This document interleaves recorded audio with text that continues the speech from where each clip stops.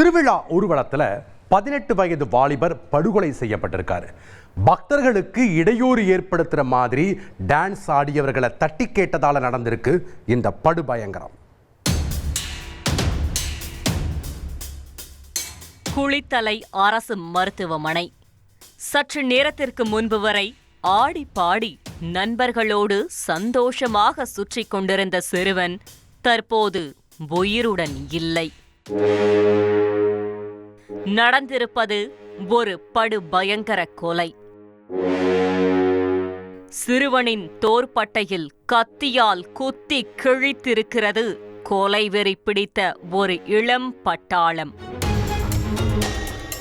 சந்தோஷமாக தொடங்கிய மாரியம்மன் கோவில் திருவிழா சோகத்தில் முடிந்ததன் பின்னணியை அறிய செய்தியாளர் தர்மராஜனை விசாரணையில் களமிறக்கினோம். டீனேஜிற்கே உரிய துடிப்புடன் இன்ஸ்டாவில் கலராக ரீல்ஸ் வெளியிட்டிருக்கும் இந்த இளைஞர்தான் கோவில் திருவிழாவில் கொலை செய்யப்பட்டவர்.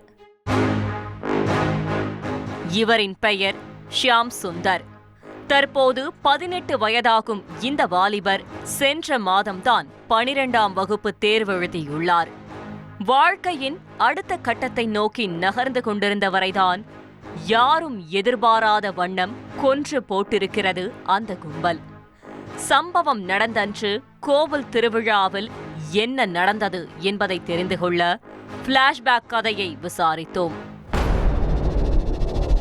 கரூர் மாவட்டம் குளித்தலை மாரியம்மன் கோவிலில் வருடா வருடம் சித்திரை மாதத்தில் திருவிழா வெகு விமர்சையாக நடைபெறுவது வழக்கம். சுற்று வட்டார பகுதிகளில் வசிக்கும் பலரும் அம்மனின் அருள் பெற்று தரிசனம் செய்ய ஒன்று கூடுவார்கள்.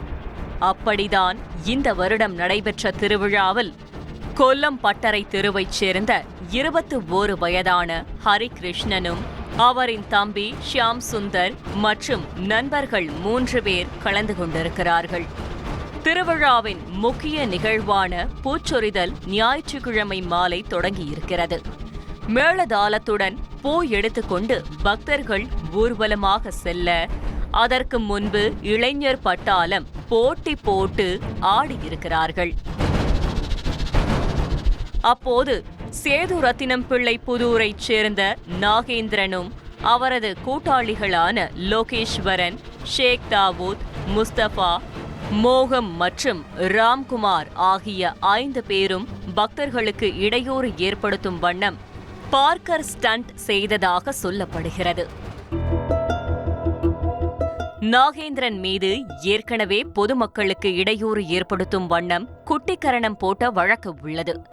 இந்நிலையில் பக்தர்கள் கலந்து கொண்ட திருவிழாவிலும் அந்தரத்தில் பறந்து ஸ்டண்ட் செய்து அனைவரையும் பதைபதைக்க வைத்துள்ளார்.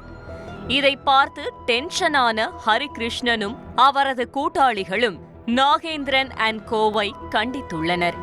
அப்போது 2 தரப்பினருக்கும் இடையே வாக்குவாதம் முற்றி கைகலப்பாக மாறியுள்ளது. ஒரு கட்டத்தில் பொறுமை இழந்த நாகேந்திரன் அவர் மறைத்து வைத்திருந்த கத்தியை எடுத்து ஹரிகிருஷ்ணனின் சகோதரர் ஷியாம் சுந்தரின் தோள்பட்டையில் வெட்டி இருக்கிறார்.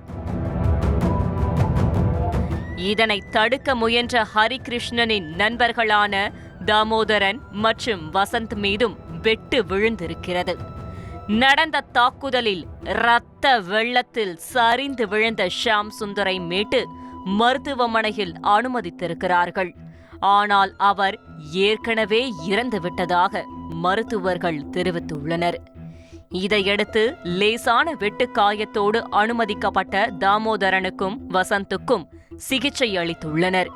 நடந்த சம்பவம் தொடர்பாக கொலை வழக்கு பதிவு செய்த போலீசார் கொலையாளி நாகேந்திரனையும் அவரது கூட்டாளிகள் 4 பேரையும் கைது செய்து விசாரணை மேற்கொண்டு வருகின்றனர். முழுமையான விசாரணைக்கு பிறகே திருவிழாவில் டான்ஸ் ஆடியது மட்டும்தான் கொலைக்கான காரணமா அல்லது இந்த 2 தரப்பினருக்கும் ஏற்கனவே முன்விரோதம் இருந்துள்ளதா என்பது தெரியவரும். செய்திகளை உடனுக்குடன் தெரிந்து கொள்ள உடனே சப்ஸ்கிரைப் பண்ணுங்க.